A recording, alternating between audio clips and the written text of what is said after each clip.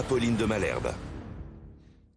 Il est 8h32 sur RMC et BFM TV. Bonjour Patrick Martin. Bonjour. Merci d'être dans ce studio pour répondre à mes questions. Vous êtes le président du MEDEF, autrement dit le patron des patrons.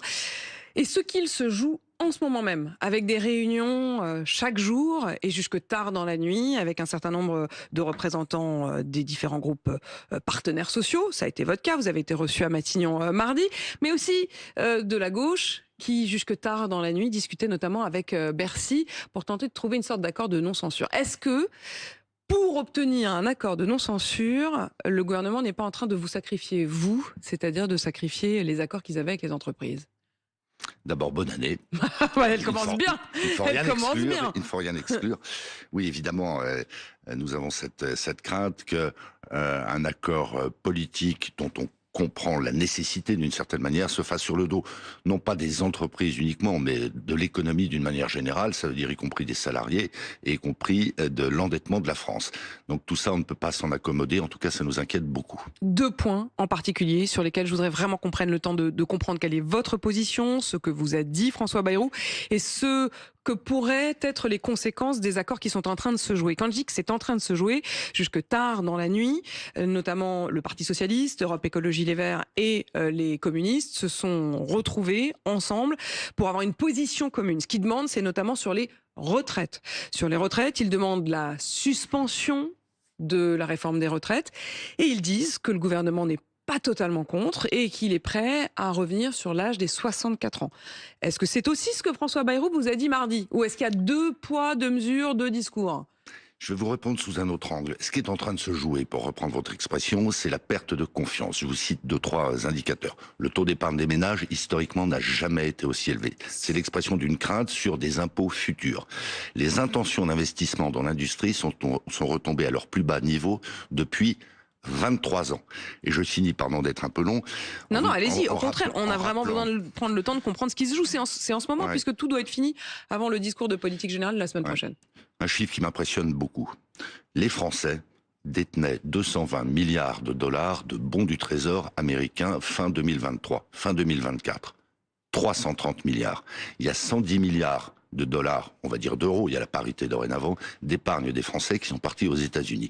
Si ces trois indicateurs, et malheureusement je pourrais vous en citer d'autres, ne traduisent pas l'inquiétude qu'ont les agents économiques, les ménages, les entreprises, au regard de ce qui se passe sur le plan politique en France, je ne comprends plus rien. On va le dire, vous êtes inquiet. Ah mais je suis inquiet. Je suis inquiet et c'est désolant parce qu'on est dans une période où d'abord il y a encore beaucoup d'énergie, beaucoup d'intention de faire chez les chefs d'entreprise, il y a beaucoup d'opportunités et on est en train de rétro-pédaler, en tout cas de décrocher par rapport à d'autres pays, y compris européens, la Pologne, l'Espagne, le Portugal, l'Italie. Patrick Martin reviendra aussi sur un autre indicateur qui est saisissant, qui est le record du nombre de faillites d'entreprises. Et quand on dit faillite d'entreprise, ça veut dire des emplois évidemment détruits. Je vous repose la question. Sur les retraites, il vous avait dit quoi, François Bayrou? Il m'a rien dit de particulier. En revanche, moi je sais ce que je lui ai dit. Ce que je lui ai dit, c'est que, a fortiori dans le panorama très tendu des finances publiques sous surveillance de nos bailleurs de fonds étrangers, 54% de la dette française est détenue par des étrangers et pas que des Européens dans cette affaire, il ne faut pas toucher au rendement de la réforme. Et le rendement de la réforme, on le sait, il tient essentiellement à l'âge légal de départ en retraite, 64 ans. Donc on n'est pas dans un monde théorique, on n'est pas dans des circonstances normales, on n'est pas en eau calme, ça n'est pas le moment de reprendre cette réforme qui, je le rappelle, porte sur 14% du produit intérieur brut. Mais il vous a rien dit, c'est-à-dire que vous avez eu un rendez-vous, il y a que vous qui avez parlé? Il a beaucoup écouté et je pense qu'il a raison d'une certaine manière. Et puis il est habile, le Premier ministre. Et c'est tant mieux d'une certaine manière. Mais s'il veut durer. Non mais moi, j'allais dire, si on y va, allons-y carrément. C'est-à-dire reposons la question centrale du niveau et du financement de la protection sociale en France, pas que des retraites. On est à un niveau de dépenses sociales qui devient insupportable. Il devient insupportable pour qui? Pour les salariés, pour les ménages, pour les entreprises qui supportent le coût de ce modèle social. Vous seriez prêt, Patrick Martin, à dire, écoutez, s'il y a un problème, ne touchons pas à un morceau de notre système de protection sociale, remettons toutes les cartes sur la table? Non mais je vais employer une image, une comparaison rugbystique. On est en face de nous dans la compétition internationale, les All Blacks et les Springboks. Nous on est derrière la ligne de 22. Et puisqu'on livre un match, Ben, menons un match offensif. Et donc, offensif, ça n'a rien d'agressif. Quels sont les leviers? Ça veut dire quoi? Ça veut dire que, d'abord, il faut remettre en cause un certain nombre de dispositifs. Il y a de la gratuité à trop d'endroits en ce moment, sur le médicament, sur les transports publics. À un moment donné, ça déresponsabilise beaucoup de monde, pour ne pas dire tout le monde. Il y a des poches de recettes qui ne sont pas exploitées pour des raisons... La niche fiscale qu'ont les retraités pour frais professionnels, 4,5 milliards d'euros par an. Qu'un retraité bénéficie d'une niche fiscale, une exonération fiscale pour des frais professionnels, je veux dire, c'est contre nature, c'est aberrant. 4,5 milliards de recettes de ce côté-là possible. Et là, ça n'affecterait pas la compétitivité de l'économie française, l'emploi, les rémunérations. De la même manière, les retraités ont un taux de CSG abattu. Pourquoi ? Moi, j'ai le plus grand respect pour les retraités, ça nous menace tous, je dirais. Mais à un moment donné, on ne peut pas continuer à faire supporter l'effort sur des agents économiques, les entreprises au premier chef, qui sont déjà les plus taxés au monde. On se tire une balle dans le pied si on continue à faire ça. Donc, supprimer les avantages fiscaux des retraités pour récupérer un certain nombre de sous. Mais il y a quand même aussi cette question, vous dites on ne touche pas à l'âge. C'est-à-dire que vous commencez directement en disant on ne peut pas toucher à la question de l'âge. C'est pas le début d'une négo, quoi. Mais souvenons-nous que quand en 2018, le projet de réforme dit par points a été engagé, on n'a pas abouti. On n'a pas abouti après 3 ans de négociations. Intellectuellement, c'est très séduisant, c'est peut-être pertinent. Opérationnellement, ça ne marche pas. Premier commentaire. Deuxième commentaire, en 2018, on n'était pas du tout dans la même situation de finances publiques. La notation de la France n'était pas la même, le niveau de la dette n'était pas le même, et donc reprendre ce sujet-là en ce moment, c'est s'exposer à ce qu'on n'aboutisse toujours pas, mais qu'on s'expose à des sanctions. Je vais vous donner 2 témoignages que j'ai reçus ce matin sur RMC. Ils m'ont appelé au 32-16, d'un côté Cyril, et de l'autre Nathan, qui avaient tous les 2 des expériences très différentes. Il y en a un qui a commencé à bosser à 15 ans et demi, qui est métallier. Il a aujourd'hui 52 ans. Il dit « Je suis épuisé, je ne pourrais pas aller beaucoup plus loin ». Mais il dit, en fait, ce qu'on aurait dû faire, c'est arrêter de nous parler d'âge. En fait, le problème pour lui, il dit « Moi, ma situation, j'ai commencé à 15 ans et demi. Donc la question, c'est pas 62, 64, c'est quand est-ce que j'ai commencé ?» Et à l'inverse, l'autre auditeur, sa fille est à Bac+8, elle travaille dans les sciences, dans la recherche contre le cancer, elle va commencer à bosser, elle aura quasiment 30 ans. Donc lui, il dit, l'âge, ça n'a pas de sens non plus. Au fond, est-ce que c'est pas l'occasion de ressortir la réforme par points, qui était la promesse d'Emmanuel Macron, première version, qui a été abandonnée, parce qu'Édouard Philippe y a rajouté la question de l'âge, mais que les 2 ne sont pas compatibles. Soit on fait les points, soit on fait l'âge, non ? Est-ce que c'est pas ça la solution? Non mais pardon, quand on voit des situations aussi disparates que ces 2 témoignages que j'ai reçus ce matin. Mais moi je prends en compte en particulier le premier cas, si je peux m'exprimer ainsi, c'est-à-dire le sujet des carrières longues. Il y a déjà 40% des Français, des actifs, qui partent avant l'âge légal. On a par ailleurs signé en décembre dernier, parmi d'autres, un accord sur les seniors pour précisément mieux prendre en compte ces situations, mieux les préparer, mieux les accompagner avec des bilans de santé, mais également des bilans de carrière pour reconvertir à froid, consensuellement, un certain nombre de salariés qui sont dans ces situations où il y a des vrais phénomènes d'usure au travail. Donc les solutions existent. Mais le Big Bang qui consisterait à remettre à plat globalement la réforme alors qu'il est établi qu'elle ne sera déjà pas suffisante pour, dans la durée, payer les retraites, c'est ça le sujet. Qui va payer les retraites? À quel niveau seront les retraites dans la durée? Et donc, il y a un moment donné, ça n'est pas très romantique, à un moment donné, il y a un principe de réalité. C'est-à-dire que c'est beaucoup d'argent. Mais à l'inverse, quelqu'un comme la CGT, Sophie Binet, partenaire social comme vous, reçue par François Bayrou comme vous, en sortant de Matignon, elle dit, si on suspend la réforme des retraites, pour l'année prochaine, en tout cas, c'est que 3 milliards d'euros. Ça se trouve quand même, non? Et 3 milliards d'euros, nous, on nous explique que, par exemple, on ne peut plus baisser les impôts de production comme prévu, alors que c'est une impérieuse nécessité au regard de la compétition internationale. On parle d'1 milliard. On nous dit 1 milliard, on vous les donnera pas. D'ailleurs, il ne s'agit pas de nous les donner, il s'agit de nous les rendre. Et 3 milliards, ce serait l'épaisseur du trait. On en est là. On en est là. Et pardon, je continue là-dessus. Dans le même temps, parce qu'il faut se refaire de concessions qui seraient faites sur tel ou tel sujet, dont les retraites, on nous dit on va porter le taux d'impôt sur les sociétés des grandes entreprises, à vrai dire de beaucoup d'entreprises moyennes, à 35,5%. À quel niveau M. Trump veut-il baisser le niveau d'imposition sur les entreprises? 15%. L'argent part à gros bouillon, là où il est sécurisé, là où il est rentable. Et quand je dis l'argent, c'est l'argent des épargnants français. Parce que qu'ils auraient dépensé en France. Mais il serait mieux en France. Et qui aurait relancé l'économie.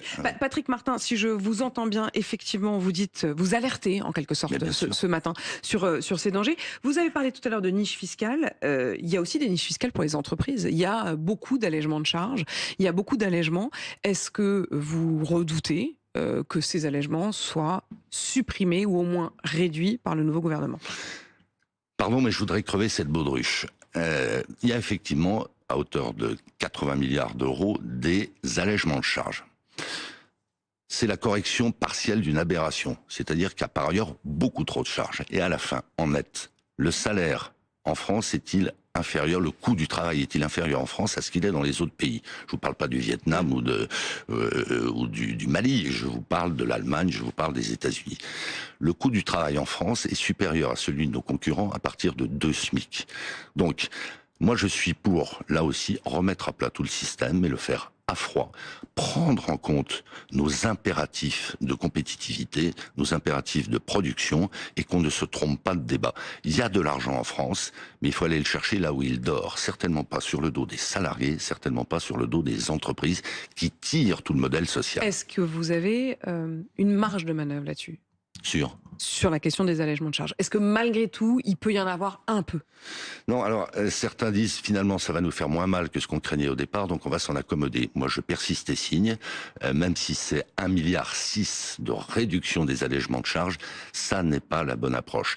Je rappelle que Madame Borne, quand elle était Première ministre, avait ouvert des travaux, on l'avait encouragé, le MEDEF l'avait encouragé à ouvrir ses travaux pour rééquilibrer les revenus du travail et les transferts sociaux dont la prime d'activité. Il y a 11 milliards d'euros de primes d'activité qui sont versées chaque année et qui viennent polluer en quelque sorte le coût du travail et l'attractivité du travail. Ça, c'est un bon sujet. Patrick Martin, 66 420 entreprises françaises ont été en défaut, c'est-à-dire en faillite en 2024. C'est 260 000 emplois. Est-ce que 2025, ce sera pire ? Ça dépendra notamment des arbitrages politiques qui vont être rendus. Si on a le courage dans ce pays de faire ce que d'autres ont fait, c'est-à-dire de ramener la dépense publique à 10 points de moins que ce qu'elle est en France, on donnera des marges de manœuvre, on donnera de l'oxygène à l'économie pour créer des emplois, pour permettre à des entreprises de survivre. Que vous disent les patrons de France ? Que vous disent les patrons de France sur l'emploi? On a quand même l'impression que c'est devenu le trio. La question de l'emploi était presque une question fondamentale, politique. En 2012, on se souvient évidemment la question récurrente de la courbe du chômage. Est-ce qu'on n'est pas au-devant du grand retour de cette question du chômage et de l'emploi? Dans un pays où 56% du PIB relève de la dépense publique, on est anormalement, dangereusement suspendu à la décision politique. Donc je vous réponds en vous disant que oui, les chefs d'entreprise retiennent leurs investissements, retiennent les créations d'emplois, commencent à supprimer des emplois, parce que la consommation ne redémarre pas, les Français épargnent, l'investissement ne redémarre pas, les entreprises ont peur de ce qui va leur tomber dessus en matière de fiscalité. Prenons le problème dans le bon sens. Si on ne le prend pas dans le bon sens, oui, le chômage va réaugmenter, il commence à réaugmenter. Et c'est ce qui se passe aussi dans les entreprises qui la croissance du PIB telle que l'imagine le gouvernement, et c'est pas seulement l'imagine, mais fait ses calculs en fonction de cette prévision, c'est 1,1%. Alors qu'en réalité, tous les indicateurs le montrent, ce sera au mieux 0,8%. La Banque de France, d'ailleurs, dit que ce ne sera pas plus de 0,8%. Est-ce que là aussi, vos indicateurs, c'est-à-dire vos remontées du terrain des entreprises, vous montrent que 1,1% de croissance, c'est pas réaliste? Ça me paraît quasi inaccessible. Je réinsiste là-dessus, il y a un aléa politique qui de toute façon à lui seul pèse sur la croissance. L'OFCE a chiffré ça à 0,3%, donc moins 0,3% par hypothèse à 1%. Et puis, qu'est-ce que vous voulez? Si à un moment donné, les entreprises ont moins de capacité d'investissement, si la consommation ne redémarre pas, il n'y aura pas de croissance. Ce qui est très préoccupant, le plus préoccupant dans la situation actuelle, c'est que l'investissement des entreprises est sur un rythme de baisse de 3% par an. Il faudrait, ne serait-ce qu'au titre de la trajectoire de décarbonation de notre économie, que l'investissement des entreprises augmente de 10%. Simplement à ce titre, on a déjà un gap, un différentiel, une insuffisance de 13%. Est-ce que vous partagez ce cri du cœur du patron d'EDF, qui était aux côtés du patron de Total et qui a dit « Investir en France, c'est l'enfer ». Alors, oui, à une différence près, c'est que ce sont de très grandes entreprises pour lesquelles j'ai un infini respect et qui tractent elles aussi l'économie française, mais qui ont la possibilité d'arbitrer, c'est-à-dire d'aller investir en Arabie Saoudite, d'aller investir aux États-Unis, alors que l'immense masse des entreprises françaises, l'immense masse des adhérents du MEDEF, 200 000 entreprises, sont des PME, des ETI, qui sont dans la nasse. Et donc, qui partagent cette analyse, c'est infernal, cette surréglementation européenne et française. Oui, mais nous, on n'a pas d'autre... C'est l'enfer pour des raisons, effectivement, administratives. Mais bien sûr. Non, mais c'est une machine infernale. Alors, ça fait des mois et des années que le MEDEF le dit, et que tout ça est balayé d'un revers de la main par un certain nombre de politiques et la haute administration. On aimerait bien qu'ils viennent travailler dans nos entreprises pour toucher du doigt les aberrations que ça génère, les coûts que ça génère, l'inertie que ça génère. Patrick Martin, vous qui êtes à la tête du MEDEF, comment vous réagissez quand vous entendez le gouverneur de la Banque de France, François Villeroy de Galhau, qui hier disait qu'il fallait certes tenter de ramener le déficit public à un niveau le plus proche possible de 5%, mais qu'il disait que ça devait se faire, en tout cas à court terme, via des hausses d'impôts ciblées? Alors, je l'ai entendu comme vous, il n'a pas dit que ça. Il a dit, et dans un deuxième temps, des dépenses mieux maîtrisées. Et bien sûr. Je reprends l'exemple de l'Italie. L'Italie a une croissance assez modeste, inférieure à celle de la France en 2024. Il n'en demeure pas moins que l'Italie aura réduit son déficit public de 7,2 à 3,8% du PIB entre 2023 et 2024. Comment l'ont-ils fait ? Par des réductions de dépenses publiques. C'est l'éléphant au milieu de la pièce. Nous sommes drogués à la dépense publique, notamment à travers nos régimes sociaux. La situation a au moins ça de bon qu'on ne peut plus se dérober. Soit on sort du jeu mondial, et le risque existe réellement, soit on reste dans le jeu mondial et on en tire parti. Faisons un régime. Un régime, oui, avec effectivement du coup moins de dépenses. Mais je vous repose la question sur la première partie de son traitement de choc du gouverneur de la Banque de France. Les hausses d'impôts ciblées, est-ce qu'il faut entendre ciblées sur les entreprises ? Non, elles sont ciblées sur les contribuables d'une manière générale. Alors, moi, il y a une chose qui m'intrigue, et c'est pas le propos de François Villeroy de Galhau, hein, mais je l'ai dit tout à l'heure, c'est qu'on va encore alourdir la charge sur des gens qui sont déjà les plus taxés au monde. À un moment donné, les gens lèvent la plume et ils disent, bon, écoutez, moi je ne travaillerai pas plus, je n'investirai pas, en tout cas je n'investirai pas en France. Donc il y a des assiettes fiscales qui sont beaucoup plus larges. J'évoquais le financement du modèle social, mais ça peut être vrai d'une manière plus générale. D'autres pays l'ont fait et ça a marché. C'est la CSG, c'est la TVA dite sociale. Voilà, on a une assiette large, c'est assez indolore et on ne pénalise pas la performance de l'économie. La question aussi de la contribution des entreprises sur effectivement non seulement le travail, mais aussi la contribution exceptionnelle sur les hauts revenus qui avait été évoquée par Michel Barnier sera reprise vraisemblablement par François Bayrou. Vous vous battez même plus là-dessus? Ah bah si, mais ça n'est pas innocemment tout à l'heure que je rappelais qu'aux États-Unis, le taux d'impôt sur les sociétés devrait baisser à 15%. En France, pour les plus grandes et les moyennes entreprises, monter à 35,5%. Qu'est-ce que vous voulez mais que les entreprises qui ont eu les plus hauts revenus contribuent exceptionnellement dans le contexte actuel pendant 1 an, 2 ans, 3 ans. Non mais si c'est temporaire, si c'est ciblé, mais surtout si ça s'accompagne de mesures beaucoup plus structurelles, beaucoup plus durables, beaucoup plus fondamentales pour redonner à l'économie française du punch et de la compétitivité, on peut en parler. Tel que ça s'était dessiné sous le précédent gouvernement, et malheureusement, je le crains, tel que ça se dessine avec ce gouvernement, il n'y aura pas cet équilibre. Donc ça ne trompera pas ni les agents économiques, les ménages, les entreprises, ni nos bailleurs de fonds. On ne fera que reporter et amplifier le problème du déficit et de la non-compétitivité. Il faut faire des choix courageux, il faut les faire en confiance. J'entends que vous tirez le signal d'alarme quand même ce matin, Patrick Martin. Merci de l'avoir fait sur RMC et BFM TV. Vous qui êtes donc le président du MEDEF et qui alertez effectivement sur votre inquiétude que les accords ne se fassent trop sur le dos des entreprises, même si, et ça je l'ai entendu, vous êtes prêt à discuter à moyen terme d'une redéfinition globale de la question des protections sociales. Demain matin. Demain matin, si vous propose de venir à Matignon, vous y serez demain matin. Merci Patrick Martin.